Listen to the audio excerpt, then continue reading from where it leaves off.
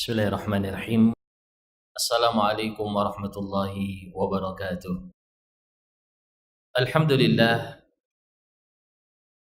nahmaduhu wa nasta'inuhu wa nastaghfiruh wa na'udzu billahi min syururi anfusina wa min sayyiati a'malina. May yahdihillahu fala mudilla lahu wa may yudlil fala hadiya lahu. Wa asyhadu an la ilaha illallah wahdahu la syarika lahu wa asyhadu anna Muhammadan abduhu wa rasuluh. Allahumma salli wa sallim wa barik ala sayyidina Muhammad wa ala alihi wa ashabihi ajma'in. Amma ba'd.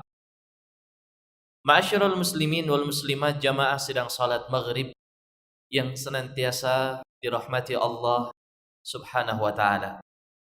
Pada malam hari yang berbahagia ini, seperti biasa kita akan melanjutkan kajian kita di dalam kitab Riyadhus Shalihin min kalami Sayyidil Mursalin, sebuah buku yang berisi hadis-hadis dan ayat-ayat Al-Quran terkait dengan kehidupan seorang muslim yang dikarang oleh Al-Imam An-Nawawi rahimahullahu ta'ala. Di malam hari ini kita akan melanjutkan bab as-sabr, dan insyaallah ini adalah bab atau majelis terakhir di dalam bab as-sabr.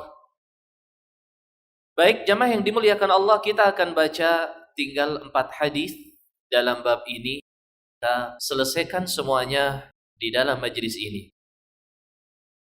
Baik, berkata Al-Imam An-Nawawi rahimahullahu ta'ala, hadis yang pertama, wa an Ibni Abbasin radhiyallahu anhuma qala. Dari Ibnu Abbas radhiyallahu anhuma, beliau berkata,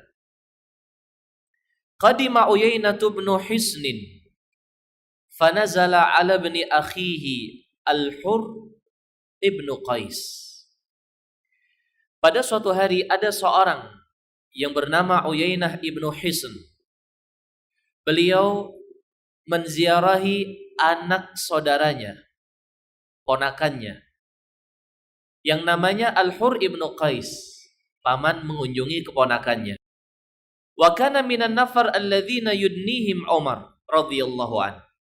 Kebetulan ponakannya ini, Al-Hur ibnu Qais, adalah orang-orang yang sering diajak musyawarah, sering dipanggil oleh Umar radhiyallahu an untuk membahas masalah-masalah yang perlu dibahas.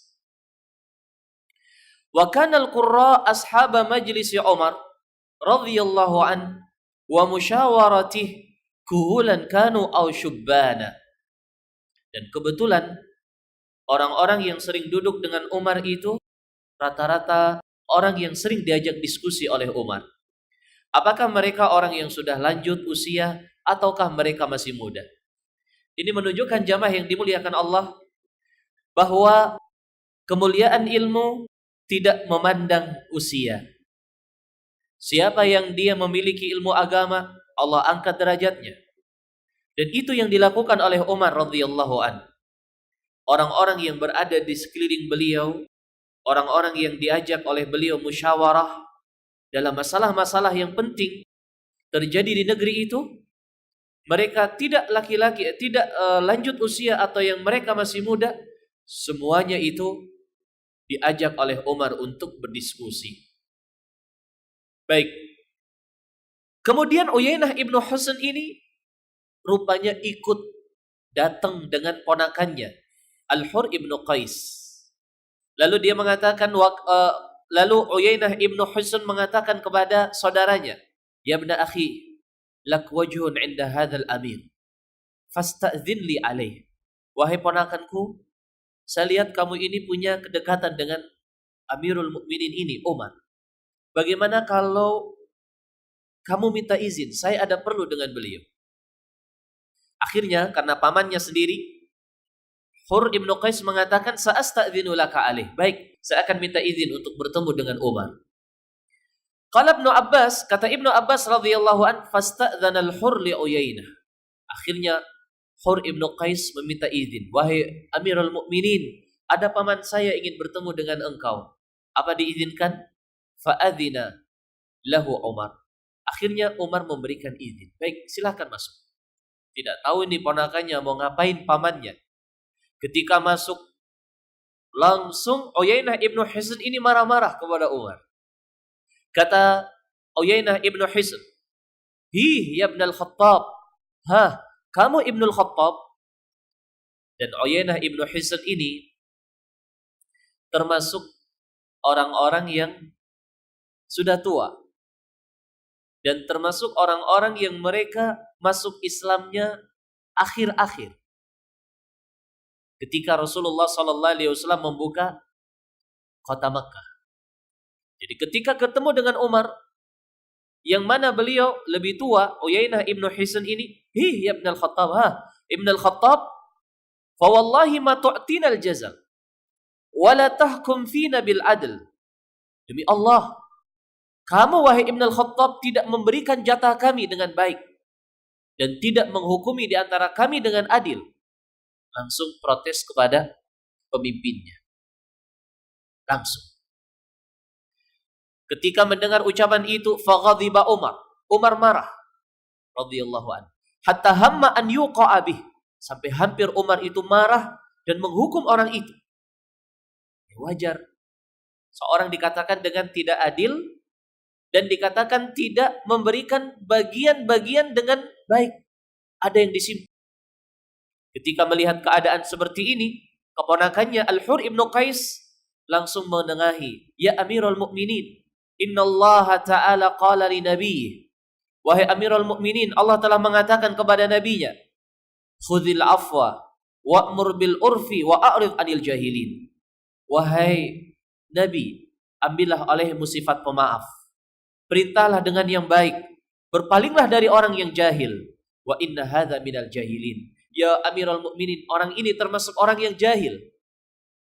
Dikatakan kepada Amirul Mukminin tentang pamannya. Orang ini orang yang jahil. Maafkan dia, wahai Umar. Perhatikan para jamaah yang saya muliakan. Kata Ibnu Abbas, wallahi, demi Allah, ma jawazaha Umar hina talaha alaih. Umar ibn al-Khattab tidak melebihi ayat yang dibacakan kepada Umar. Tidak menabrak ayat yang dibaca kepada Umar. Ketika di ayat itu menyuruhnya untuk memberikan sifat pemaaf, menyuruh dengan yang baik, berpaling dari orang jahil, stop. Umar tidak jadi marah. Wa kana waqafan 'inda kitabillah. Dan Umar ibn al-Khattab adalah seorang yang selalu berhenti terhadap ayat. Tidak akan menabraknya dan tidak akan membantahnya. Para jamaah yang saya muliakan, jelas keterkaitan bab hadis ini dengan bab as-sabr. Ketika seorang dihina, ketika seorang dicela, dicaci, dalam perkara dunia, seorang sebaiknya untuk bersabar dan menganggap bahwa ini adalah perilaku orang-orang jahil. Wa idza khatabahumul jahiluna qalu salama. Seandainya orang-orang jahil mereka itu berbicara kepada kita cacian makian, qalu salama. Sampaikan kepada dia ucapan salama, keselamatan bagi kalian, semoga Allah berikan hidayah. Ini apa yang terkandung di dalam ayat tersebut, untuk bersabar terhadap perilaku orang-orang yang jahil. Para jamaah yang dimuliakan Allah, seandainya setiap keusilan orang jahil disikapi oleh kita dengan sikap yang serius, betapa banyak pikiran kita terporsir dalam hal itu. Rasulullah sallallahu alaihi wasallam mantaqama li ajli. Tidak pernah beliau marah gara-gara beliau tersinggung atau disinggung tentang pribadi beliau dalam perkara dunia. Rasulullah sallallahu alaihi wasallam sering lebih banyak memberikan maaf. Ketika ada orang Badui, dia mengatakan kepada Rasulullah sallallahu alaihi wasallam ketika sedang ada transaksi.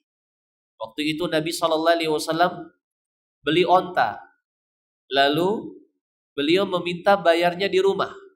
Waktu itu mereka barter dengan barang, tidak semuanya dengan uang. Nanti saya akan bayar dengan korma ajwa. Ketika sampai di rumah para jamaah, rupanya kormanya sudah habis. Kata Rasul kepada orang itu, saya sudah tidak ada lagi korma, saya pikir masih ada. Kata pembeli itu, wa ghadrah. Sungguh kamu ini penipu. Para sahabat yang mendengar ucapan ini langsung berdiri, akan memberikan hukuman kepada orang itu. Kata Nabi, dakhu, biarkan. Fa inna li sahibil haqqi maqala. Orang yang dia punya kepentingan, berhak untuk berbicara, silahkan bicara. Setelah difahamkan dengan baik, akhirnya Rasul sallallahu alaihi wasallam meminjam korma dari tetangganya, dibayarkan kepada orang tersebut. Itu Rasulullah sallallahu alaihi wasallam. Namun para jamaah yang dimuliakan Allah, ada keterkaitannya dengan pertanyaan pada majelis yang lalu. Apakah kesabaran ada batasnya? Apakah setiap ada orang jahil mencela, mencaci maki, kita diam terus? Apakah setiap ada orang yang dia jahat lalu berusaha untuk mencaci maki dan lain sebagainya, diam terus? Apakah seperti itu? Tentunya ini dikembalikan kepada maslahat dan mafsadah. Orang yang bersangkutan dia lebih tahu. Apakah dia akan biarkan, atau dia akan tegur, atau akan dia berikan pelajaran. Dan ini kembalinya kepada sabda Rasul sallallahu alaihi wasallam, "Man ra'a minkum munkaran falyughayyirhu biyadihi. Fa in lam yastati' fa bilisanihi, wa in lam yastati' fa biqalbihi, wa dzalika adhaful iman." Yang melihat kemungkaran, tegur dengan tangan. Kalau tidak bisa, maka dengan lisan. Kalau tidak bisa, maka dengan hati. Dan itu selemah-lemah keimanan. Kata para ulama, ini dikembalikan kepada maslahat dan mafsadah. Ada keadaan orang bisa menegur dengan tangannya. Ada keadaan orang tidak bisa menegur dengan tangannya. Seorang pemimpin, dia mendapatkan misalnya, seorang mendapatkan amanah untuk mengeksekusi sebuah kemungkaran. Dia bisa menggunakan dengan tangannya.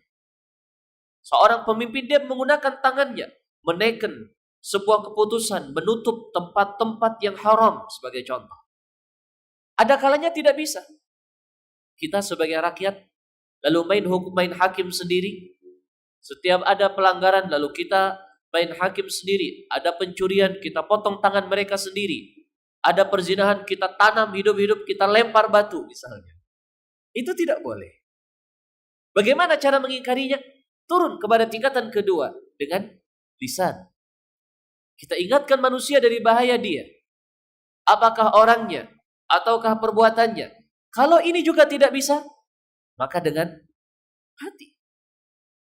Hadirin yang dimuliakan Allah, Abu Hurairah radhiyallahu an, kita semua mengetahui kalau beliau adalah sahabat yang paling banyak meriwayatkan hadis. Banyaknya Abu Hurairah hadis-hadisnya itu masih ada separuh yang belum beliau sampaikan. Masih ada separuh. Bayangkan. Kata Rasulullah sallallahu alaihi wasallam, saya ulangi, kata Abu Hurairah, hafidtu min Rasulillah sallallahu alaihi wasallam wi'ain. Aku sudah menghafal dari Nabi sallallahu alaihi wasallam 2 bejana yang berisi hadis. Amma ahaduhuma faqad batastuhu alaikum. Salah satu dari keduanya sudah saya sampaikan kepada kalian semua, kata Abu Hurairah. Ya, hadis yang sampai kepada kita. Wa ammal akhar, adapun satu bejana lain yang berisi hadis-hadis, maksudnya memori lain terkait dengan hadis-hadis. Lau batastuha laquti'a hadzal khulqum. Seandainya aku sampaikan isinya, maka leher ini akan terputus. Abu Hurairah tidak berani menyampaikan. Seandainya beliau sampaikan hadis yang dengar dari Nabi sallallahu alaihi wasallam, akan terjadi mafsadah yang lebih besar. Para ulama menyebutkan karena memori satu yang dihafal oleh Abu Hurairah adalah hadis-hadis yang didengar dari Nabi sallallahu alaihi wasallam yang membicarakan tentang penguasa yang akan menjadi pimpinan-pimpinan khilafah sepeninggal khulafaur rasyidun. Baik, maka Abu Hurairah tidak berani untuk menyampaikan. Kalau beliau sampaikan, yang muncul adalah mafsadah. Maka para jamaah yang saya muliakan, ini menguatkan kepada hadis tadi, mengingkari kemungkaran dengan hati, sembari mendoakan dengan kebaikan. Dan ini berbeda dari satu keadaan dengan keadaan yang lain. Kita misalnya sebagai orang yang diberikan amanah, sebagai contoh, sebuah masjid diamanahkan kepada kita untuk kita makmurkan. Maka kita berhak dan dibenarkan secara syariat untuk melarang perkara-perkara yang itu maksiat terjadi di dalam masjid itu. Secara hukum negara dibenarkan, legal, secara syariat juga dibenarkan. Sesuai dengan kapasitasnya. Demikian para jamaah yang dimuliakan Allah. Maka kesabaran tidak ada batasnya. Tetapi bias dari kesabaran itu beraneka ragam. Kadang orang dia bersabar, tetapi dia menceritakan apa yang terjadi kepada seseorang agar orang lain berhati-hati dari dia. Tapi dia bersabar. Kalau tidak bersabar, didatangi dipukuli. Bisa jadi seperti itu. Jadi dikeliru. Dia bersabar, tetapi level kesabaran itu berbeda-beda. Kadang seorang melakukan sesuatu dan itu adalah kesabaran. Kadang seorang tidak melakukan sesuatu dan itu juga kesabaran. Asyai'u bisyai'i yudhkar, para jamaah yang kami muliakan. Terkhusus sikap seorang rakyat kepada penguasanya. Yang ini memiliki konsep-konsep yang khusus dan etika-etika yang khusus yang telah dijabarkan oleh Rasulullah sallallahu alaihi wasallam. Hadirin yang dimuliakan Allah, tidak ada seorang pun dari manusia selain nabi-nabi Allah dan utusan-utusannya yang maksum. Makna maksum adalah tidak pernah melakukan kesalahan. Tidak usah jauh-jauh. Khulafaur Rasyidun, para sahabat Rasul sallallahu alaihi wasallam, mereka terjatuh ke dalam kesalahan. Mereka terjatuh ke dalam kesalahan. Tetapi mereka para sahabat, ketika mereka terjatuh ke dalam kesalahan, Allah telah mempersiapkan ampunan. Sehingga mereka langsung diampuni oleh Allah dan dijamin dengan surga. Tetapi apakah dengan itu kita fahami kalau para sahabat mereka tidak pernah bersalah? Tidak. Ibnu Abbas pernah salah. Ibnu Abbas pernah salah. Berpendapat bahwa orang yang membunuh saudaranya se-Islam sengaja tanpa dengan hak, dia kafir. Lalu beliau kembali kepada pendapat yang benar dan mengatakan tidak kafir. Demikian para jamaah yang dimuliakan Allah. Perbedaan di antara para sahabat. Apakah Allah dilihat oleh Nabi SAW di dalam Isra dan Mi'raj? Ada yang mengatakan melihat, ada yang mengatakan tidak. Mereka sahabat yang mengatakan melihat langsung, mereka rujuk kepada kebenaran. Yang benar tidak dilihat, yang dilihat hanyalah cahaya. Tetapi para jamaah yang dimuliakan Allah Subhanahu wa taala, kesalahan yang muncul kepada orang-orang yang telah Allah jadikan mereka sebagai pemimpin-pemimpin kita. Etika dalam mengingatkannya, etika di dalam menegurnya dan menyikapi itu semuanya telah digariskan oleh Rasulullah sallallahu alaihi wasallam. Berikut akan saya sebutkan beberapa poin-poin yang penting. Pertama, kekeliruan, kesalahan, kemaksiatan, kezaliman yang terjadi kepada penguasa muslim bukan sebagai dalih untuk membenarkan perbuatan menjatuhkan harga diri pemimpin. Walaupun salah, walaupun mereka berbuat kezaliman, tetapi bukan sebagai dalih untuk membenarkan seorang rakyat menjatuhkan dan menjelek-jelekan penguasanya. Oleh karena itu, jamaah yang dimuliakan Allah, Al-Imam An-Nawawi menyebutkan hadis yang kedua dalam Riyadhus Shalihin dari Abdullah ibnu Mas'ud radhiyallahu an, bahwa Rasulullah sallallahu alaihi wasallam bersabda, "Innaha satakunu ba'di atharatun wa umurun tunkirunaha." Kita dapatkan susunan hadis di dalam Riyadhus Shalihin ini ada keterkaitannya dari satu hadis ke hadis yang lain. Tadi hadis Ibnu Abbas meninggalkan kepada kita sebuah pesan berharga para jemaah yang akan saya sebutkan nanti. Adapun hadis yang kedua ini meninggalkan pesan yang lebih penting lagi. Apa itu? Kekeliruan yang terjadi kepada pemimpin muslim bukan menjadi dalih untuk membenarkan rakyatnya menjatuhkan harga diri mereka.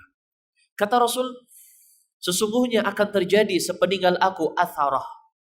Atharah itu adalah fitnah yang muncul dari penguasa. Tekanan-tekanan, kezaliman-kezaliman, itu makna atharah. Wa umurun tungkirunaha, dan perkara-perkara yang engkau ingkari akan terjadi, kata Rasul sallallahu alaihi wasallam. Itu terjadi. Seperti sabdanya Nabi. Lalu para sahabat mereka sadar, bisa jadi para sahabat mereka akan merasakan itu semuanya. Lalu mereka bertanya, "Ya Rasulullah, fama ta'muruna?" Ya Rasulullah, apa yang kau perintahkan kepada kami? Apa yang harus kami lakukan? Kalau kami mendapatkan tekanan-tekanan dari pemerintah kami, tekanan-tekanan dari penguasa kami, apa yang harus kami lakukan, ya Rasulullah? Hadirin yang dimuliakan Allah, mari kita simak bersama pesan dari Nabi SAW. Beliau mengatakan, tu'dunal haqqal ladzi alaikum. Engkau tunaikan kebenaran, engkau tunaikan kebaikan, engkau tunaikan kewajiban kalian yang Allah wajibkan kepada kalian. Wa tas'alunallaha alladzi lakum, dan engkau meminta kepada Allah bagian-bagian kalian. Indah sekali para jemaah. Kita sebagai rakyat ada hak dan ada kewajiban. Nah, yang hak yang kita mesti dapat dari penguasa kita, seandainya diberikan oleh penguasa, alhamdulillah. Tetapi seandainya terpotong, seandainya terambil, seandainya tidak sampai, apa kata Nabi? Wa tas'alunallaha lakum. Engkau minta kepada Allah apa yang menjadi hak kalian. Tapi kewajiban, Rasulullah SAW menyuruh kita untuk menjalankan kewajiban itu. Rasul SAW menyuruh kita untuk menjalankan kewajiban itu. Apa kewajiban itu? Di dalam hadis yang lain, Rasulullah SAW menjelaskan, isma wa ati'. Engkau mendengar dan engkau taat kepada penguasamu. Apa kewajiban yang harus dilakukan oleh sang rakyat? Di dalam hadis yang lain, Jarir ibnu Abdullah, beliau pernah dibaiat oleh Nabi SAW ala sam'i wa ta'ah fil yusri wal usri wal makrahi wal mansyati wa ala atharatin alaih. Kita telah dibaiat oleh Nabi SAW untuk tidak memberontak kepada penguasa atau mendengar dan taat, apakah dalam kondisi susah atau senang, suka atau duka, atau dalam kondisi kita dizalimi. Atharatin alaina, kita dizalimi. Itu wajib. Begitulah yang diatur oleh Rasul SAW dalam tujuan syariah. Hadirin yang dimuliakan Allah Subhanahu wa taala. Konsep yang kedua adalah menjadikan ketaatan kepada waliul amr sebagai ibadah kepada Allah Ta'ala selama bukan dalam kemaksiatan. Di dalam ayat Allah mengatakan, ya ayyuhalladzina amanu atiullaha wa atiur rasula wa ulil amri minkum. Wahai orang yang beriman, taatlah engkau kepada Allah, taatlah engkau kepada Rasulnya, dan kepada pemimpin-pemimpin kalian. Allah menyuruh kita taat pertama kepada Allah, kedua kepada Rasul, ketiga kepada pemimpin-pemimpin kita.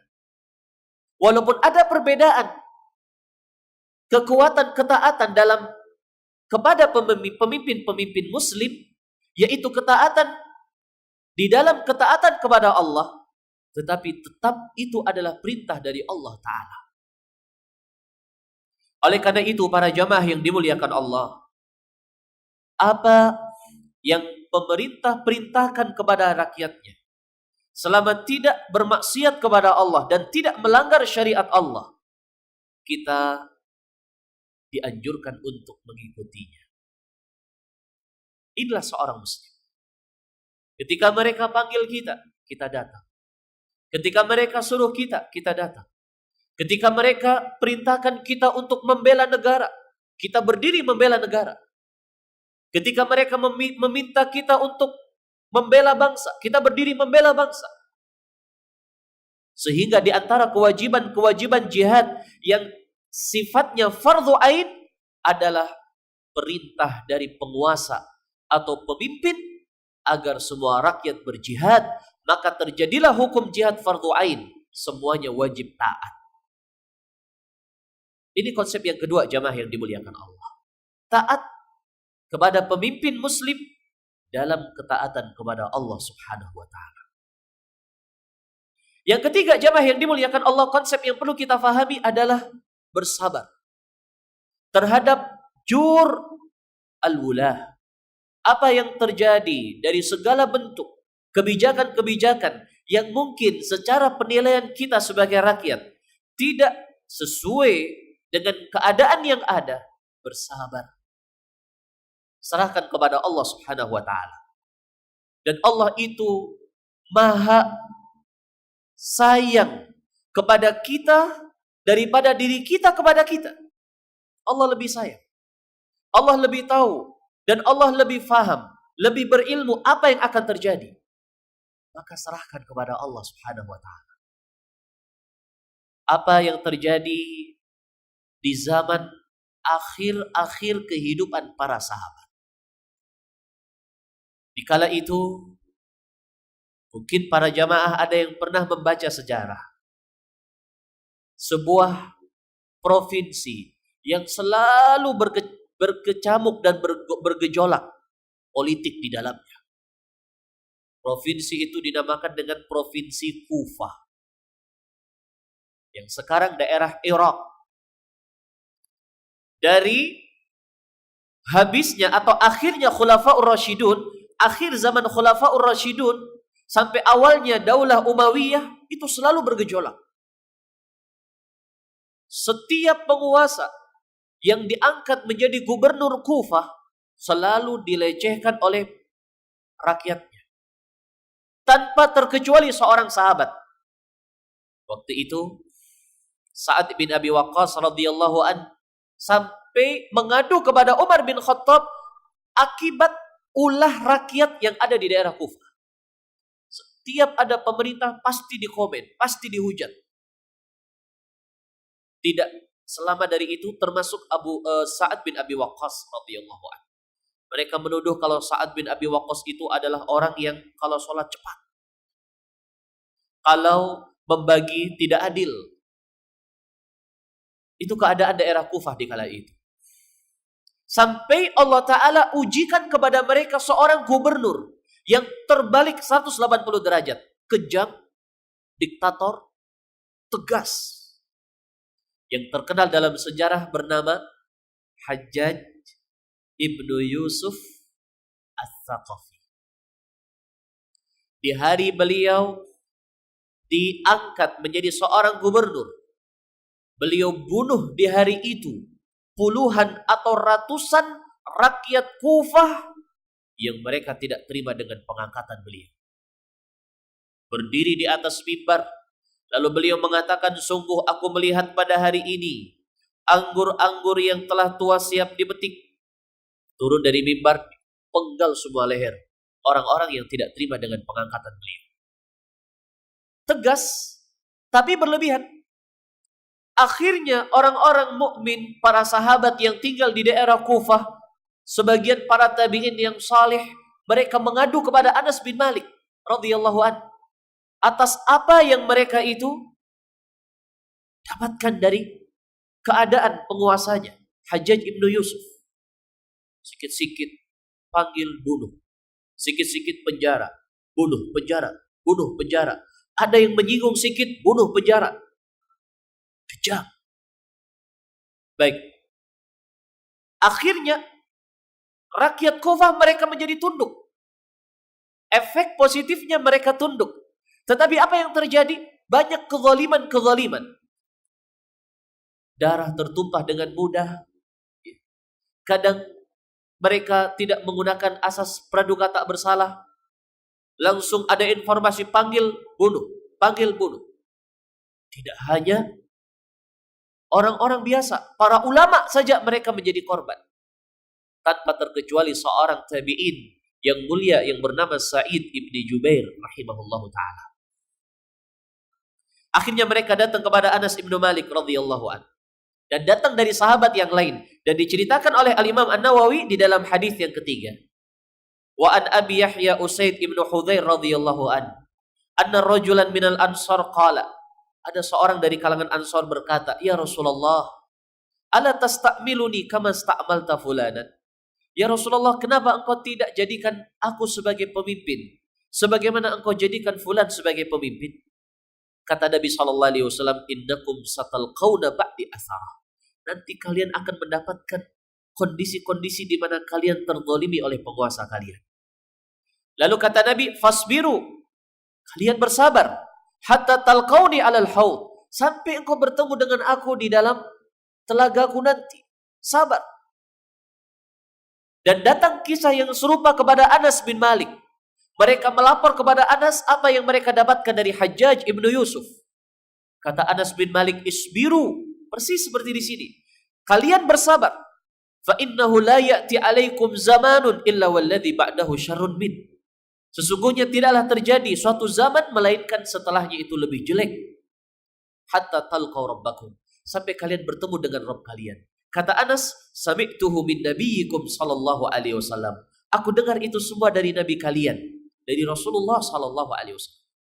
Diwanti-wanti oleh Nabi sallallahu alaihi wasallam. Kenapa para jemaah? Kenapa Rasul mewanti-wanti kita seperti itu? Kenapa Nabi melarang kita untuk berlebihan dalam menyikapi penguasa? Kenapa Nabi menyuruh kita taat? Kenapa Nabi melarang kita untuk memberontak? Kenapa Nabi melarang kita untuk menghujat? Karena seorang pemimpin itu lebih pantas untuk didoakan dengan kebaikan.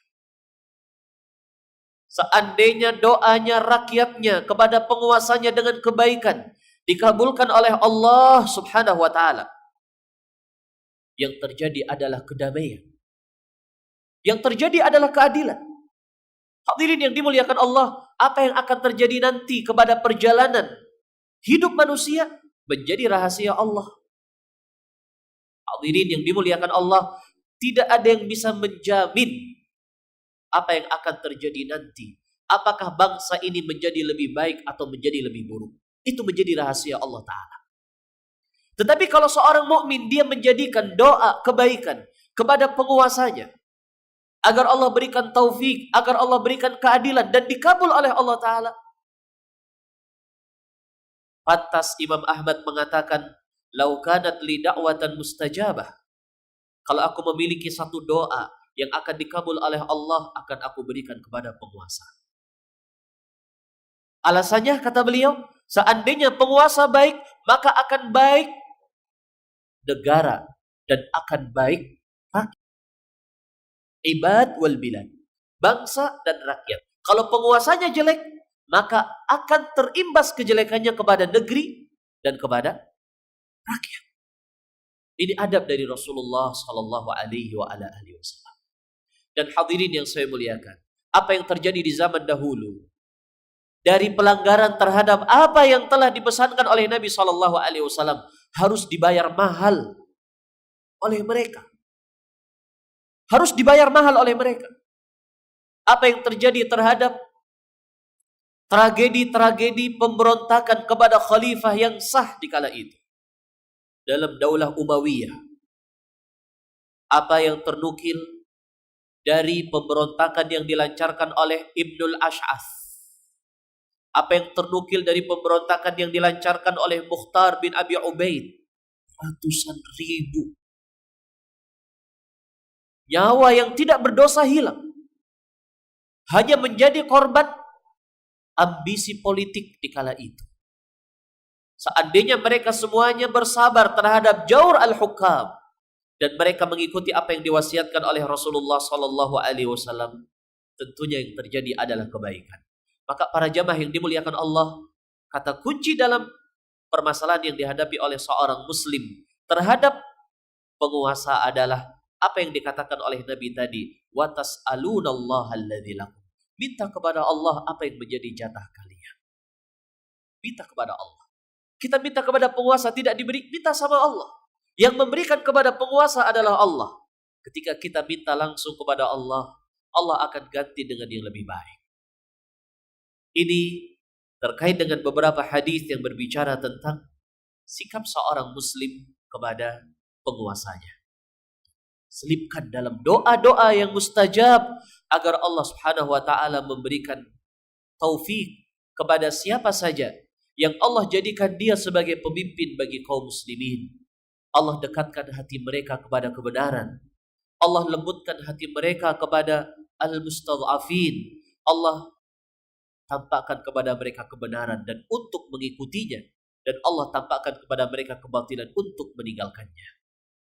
Kemudian Al-Imam An-Nawawi menutup bab sabar dengan hadis Abdullah bin Abi Aufa bahwa Nabi SAW pernah berkata dalam sebagian hari-hari pertempuran beliau dengan orang-orang musyrik, ya ayyuhan nas la tatamannaw liqa'al adu was'alullaha al-afiyah fa idza laqitumuhum fasbiru wa'lamu annal jannata tahta dhilalis suyuf. Wahai manusia, jangan kalian berangan-angan bertemu dengan musuh. Mintalah kepada Allah kedamaian. Kita dilarang untuk berharap ketemu musuh. Kita disuruh minta sama Allah kedamaian. Kita tidak dianjurkan meminta kepada Allah musuh. Tetapi seandainya musuh datang, fasbiru, sabar. Tahan itu musuh. Karena sesungguhnya sorga itu berada di bawah kilatan-kilatan pedang. Kemudian Nabi SAW berdoa dalam pertempuran itu, Allahumma munzilal kitab wa mujriyas sahab wa hazimal ahzab ihzimhum wansurna alaihim. Ya Allah, zat yang menurunkan Alkitab, yang menjalankan awan, yang mengalahkan pasukan-pasukan ahzab, hancurkanlah mereka dan tolonglah kami dalam melawan mereka. Muttafaqun alaih. Oleh karena itu jamaah yang saya muliakan, kesabaran bukan berarti nekat. Semua yang kira-kira bisa dia tabrak, tidak. Kesabaran bukan berarti kemudian kita mencari penyakit, mencari masalah. Bukan seperti itu. Kesabaran maknanya adalah kita selalu berada di atas konsep, di atas jalur yang benar. Lemah lembut, menyampaikan kebenaran, etikanya baik, akhlaknya baik. Tetapi ketika ada orang yang usil, ada orang yang jahat, ada orang ingin menggeser konsep Al-Quran dan Sunnah dalam jiwa kita, kita sabar, tidak mundur. Begitulah yang dipesankan oleh Rasulullah Sallallahu Alaihi Wasallam. Terima kasih atas perhatian semuanya dan kami akhiri. Subhanakallahumma wa bihamdik asyhadu an la ilaha illa anta astaghfiruka wa atubu ilaih. Wassalamualaikum warahmatullahi wabarakatuh.